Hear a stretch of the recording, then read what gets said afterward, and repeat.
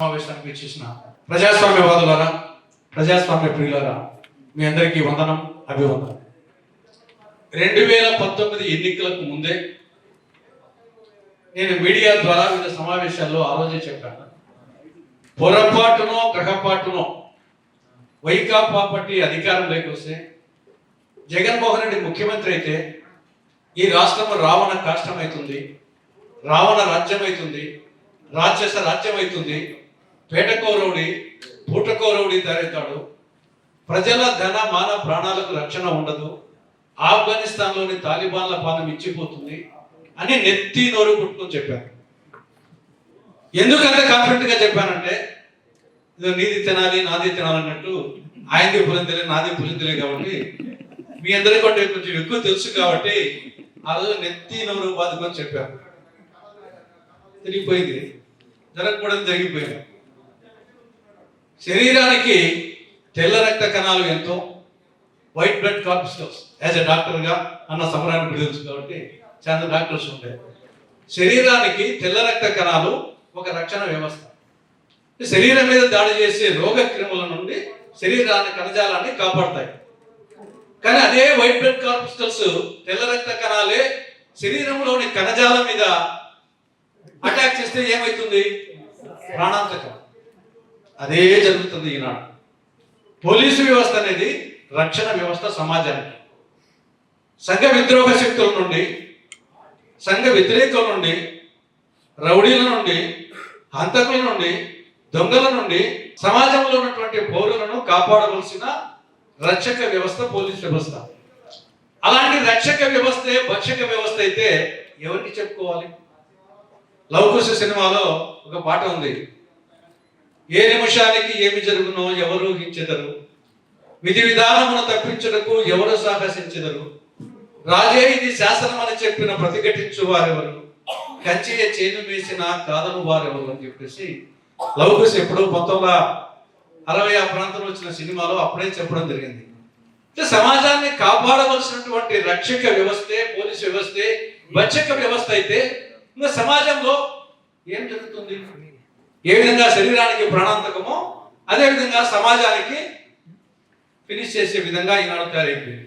ఇక్కడ రెండు ఎక్స్ట్రీమిటీస్.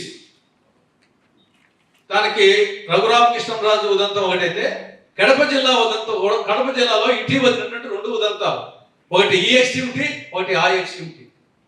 ముందు ఈ ఎక్స్ట్రీమిటీ, పోలీసుల ఎక్స్ట్రీమిటీ చెప్తే, సరే Pulivendula TDP candidate BTech Ravi, నాది పులివెందులే కాబట్టి మరి ఎక్కువ తెలుసు. అతని మీద 10 నెలల కిందట కమలాపురం నియోజకవర్గంలో ఒల్లూరు పోలీస్ స్టేషన్లో ఏదో చిన్న ఎఫ్ఐఆర్ ఉందంట. 10 నెలల కిందట. 10 నెలలు ఉంటే ఆయన సమాజం నాడు ఎస్పీని పోయి కలిసాడు లోపల అనేక సార్లు వేరే సందర్భంగా. అతన్ని ఇటీవల పులివెందుల నుండి కడపకు పోతా ఉంటే పోలీసులు అతని కారు ఆపి ప్రైవేట్ వ్యక్తులకు అప్పచెప్పారు. పోలీసులు అతని ఆపి, ఆ పోలీసు యొక్క వాహనాన్ని ఆపి అతని ఫోన్ అన్ని తీసుకొని ఎవరికి అప్పచెప్పారు? ప్రైవేట్ రౌడీలకు అప్పచెప్పారు. తర్వాత వచ్చేసి 3 గంటలు తిప్పి లోపల టీవీలో వస్తే 3 గంటలు తిప్పి ఆ స్టేషన్ తీసుకుపోయి ఏదో కేసు పెట్టారు. అంటే పోలీసులు సంఘ విద్రోహ శక్తులకు పౌరులను నాయకులను అప్పగించే స్థాయిలోకి పోయింది. ఇది ఒక ఎక్స్ట్రీమిటీ. ఇంకా రెండవ ఎక్స్ట్రీమిటీ, పోలీసులు ఎంత నిర్వీర్యమైపోయిందో జగన్మోహన్ రెడ్డి వ్యవస్థలో వైకాపా రౌడీల చేతుల్లోకి రెండవది. కడప జిల్లా కమలాపురం నియోజకవర్గం చింతకొమ్మదిన మండలం. ఇది జగన్మోహన్ రెడ్డి మేనమామదానికి ఎమ్మెల్యే రవీంద్రనాథ్ రెడ్డి. ఇటీవల వైకాపాకు చెందినటువంటి రౌడీలు గ్రావెల్ వచ్చేసి అక్రమంగా తీసుకుపోతా ఉంటే దాన్ని అడ్డుకున్నందులకు ఆ పోలీస్ స్టేషన్ ఏఎస్ఐను చితకబాదారు, కాలికి దెబ్బ కూడా తెలియంది. అది ఒకటి. పోయిన శుక్రవారం ప్రొద్దుటూరు వంట ఉంచినటువంటి ఎస్ఐ హైమావతి, అక్కడ వైకాపా చెందినటువంటి రౌడీలు ఇసుకాసురులు ఇసుక అక్రమంగా తీసుకుపోతుంటే అడ్డుకున్నందులకు ఆవిడ మీద అటాక్ చేశారు. సెల్ ఫోన్ పగిలిపోయింది, కాలికి దెబ్బ తగిలింది. మొన్న ఆదివారం రాత్రి ఒక CI Anil Kumar, intelligence CI Anil Kumar, వాళ్ళ ఇంటి దగ్గర రౌడీలు, వైకాపా రౌడీలు గలాటా చేస్తా అంటే, అల్లరి చేస్తా అంటే, అల్లరి చేయొద్దని చెప్పినందులకు ఆ మూకలు ఇంట్లోకి పోయి గొడ్డును వాదినట్టు బాధారు. సిఐని అంటే ఒకవైపు ఏమో ఇది, ఇంకొక వైపు ఏమో ఇది. అంటే ఓవరాల్గా ఈ రాష్ట్రాన్ని వైకాపా రౌడీలు పాలిస్తున్నారు. కొన్ని సందర్భాల్లో పోలీసుల ద్వారా, కొన్ని సందర్భాల్లో వాళ్ళే, కొన్ని సందర్భాల్లో పోలీసులు సహకరించకుంటే వాళ్ళ మీదనే. ఇది ఓవరాల్గా జరుగుతున్నటువంటి విషయం.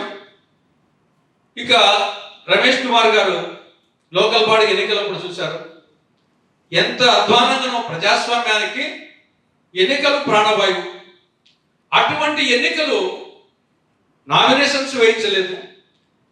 నామినేషన్లు వేయకుండా పోలీసులే క్యాండిడేట్స్ను, మిగతా పార్టీల క్యాండిడేట్స్ను పోలీస్ స్టేషన్ పిలిపించి, నువ్వు మర్యాదగా విను లేకపోతే నీ మీద వచ్చేసి గంజాయి కేసు పెడతాం, బాంబుల కేసు పెడతాం, ఎర్రచంద్రం కేసు పెడతాం, ఎస్సీ ఎస్టీ కేసు పెడతాం అని భయపడించి, ఆడికి భయపడుతుంటే ఇంట్లో ఆడవాళ్ళని పిలిపించేసి మీ మొగుడికి చెప్పు, మీ కొడుకు చెప్పు అని చెప్పి దాదాపు మొత్తం నామినేషన్స్ వేయకుండా ఆ టైం అయిపోయే లోపల అక్కడనే పెట్టుకొని నామినేషన్స్ వేయకుండా చేసిన సందర్భాలు ఉన్నాయి. ఆడికి ఏదో తప్పించుకొని నామినేషన్ చేస్తే స్క్రూటినీ కాడ వచ్చేసి ఏదో ఒకటి చెప్పేసి స్క్రూటినీ కాడ ఎత్తేసారు. ఆడికి కాకుంటే విత్డ్రావల్ రోజు వాళ్ళే విత్డ్రావల్ ఫామ్ రాసేసి ఇచ్చేసారు. వాళ్ళే విత్డ్రావల్, వీళ్ళ సంబంధం లేక, క్యాండిడేట్ సంబంధం లేకుండా విత్డ్రావల్ ఫామ్ రాసి ఆ రిటర్నింగ్ ఆఫీసర్ వచ్చేసి ఇచ్చేస్తే ఆయన వచ్చేసి అప్రూవ్ చేసి మా తర్వాత కోర్టుకు పోయేది ఏదే పోయేది. సేమ్ రేపు జరగబోయేది ఇదే. లోకల్ బాడీ ఎలక్షన్స్ లో ఏమి జరిగిందో రేపు అసెంబ్లీ ఎన్నికల్లో, పార్లమెంట్ ఎన్నికల్లో జరగబోయేది ఇదే. అఫ్కోర్స్ పోలీసులు ఆ రోజున్న స్థాయిలో ఇప్పుడు లేరు, అంత పచ్చి పచ్చిగా చేసేటందుకు అందరూ లేరు. కానీ ఈసారి రిటర్నింగ్ ఆఫీసర్స్ ద్వారా చేస్తారు. ప్రధానంగా అఫిడవిట్లగానే కొట్టేస్తారు. ప్రతి క్యాండిడేట్ నామినేషన్ అప్పుడు అఫిడవిట్లు ఇవ్వాలి. ఆ అఫిడవిట్ కన్నా నేనే నామినేషన్ వేయాలా, నాకు 2 అఫిడవిట్లు పొట్టి చేయాలా, నా మీద కేసులకు సంబంధించి, నా ఆస్తులకు సంబంధించి నా మీద కేసులు ఏమున్నాయో నాకే తెలియదు. ఎటు తెలుస్తుంది? ఎప్పుడో 5-6 ఏళ్ల కిందట ఉంటాయి. అది పోలీసుల ద్వారా నాకు తెలిసి అది అఫిడవిట్లు వేస్తాను. నాకు ఇవ్వరు పూర్తి సమాచారం, నా ప్రత్యర్థికి సమాచారం ఇస్తారు. రేపు ఆ ఒక్క కారణంతో వచ్చేసి నువ్వు అఫిడవిట్లోనే పెట్టి చెప్పేసి రిటర్నింగ్ ఆఫీసర్తో కొట్టేస్తారు. మొత్తం రేపు ఎమ్మెల్యే క్యాండిడేట్స్ లో లోకల్ బాడీస్ చూసినట్లే ఈసారి 20 నుంచి 30 ఎమ్మెల్యేస్ ఇనానిమస్ గా చేసుకుంటే దాని మీద వచ్చేసి ఇంకా 30 సీట్లు ఇనానిమస్ గా వచ్చే ఇంకేం పోటీ చేస్తారని ఈ టైపులో డెమోక్రసీకి అంత ప్రమాదం జరగబోతా ఉంది. వచ్చే ఎమ్మెల్యే ఎలక్షన్స్, ఎంపీ ఎలక్షన్లు, దీని గురించి కూడా ఆలోచించాల్సిన అవసరం ఉంది. కాబట్టి సరే, ఏది ఏమైనా పరిష్కారం వచ్చేసి నిత్య చైతన్యము, ప్రశ్నించడమే. Why, what, when, where, how, ఈ ప్రశ్నలే లేకుంటే సమాజం ప్రగతే లేదు, ఆదిమ మానవం నుంచి ఆధునిక కాలం వరకు. కాబట్టి ఇది నిరంతరమైనటువంటి ప్రక్రియ. ప్రశ్నించాల్సిందే, చర్చించాల్సిందే, పోరాడాల్సిందే, నిత్య చైతన్యం చేయాల్సిందే.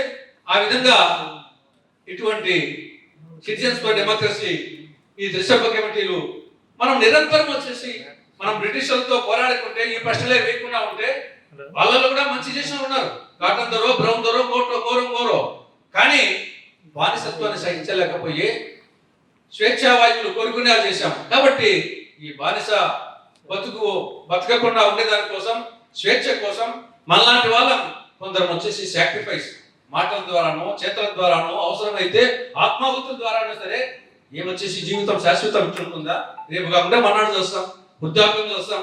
కాబట్టి స్వేచ్ఛను ఎటువంటి పరిస్థితుల్లో వదులుకోకుండా దానికి నిరంతరము నిత్య చైతన్యం చేద్దామని చెప్పేసి మరొకసారి మిమ్మల్ని హృదయపూర్వకంగా నేను అభినందిస్తూ, ప్రజాస్వామ్యాన్ని పునరుద్ధరించే దానికోసం లక్ష్మణ్ రెడ్డి గారు మీ అందరూ ఈ యొక్క మంచి కార్యక్రమం చేపట్టేందుకు మీ అందరినీ హృదయపూర్వకంగా అభినందిస్తూ సెలవు తీసుకుంటున్నాను.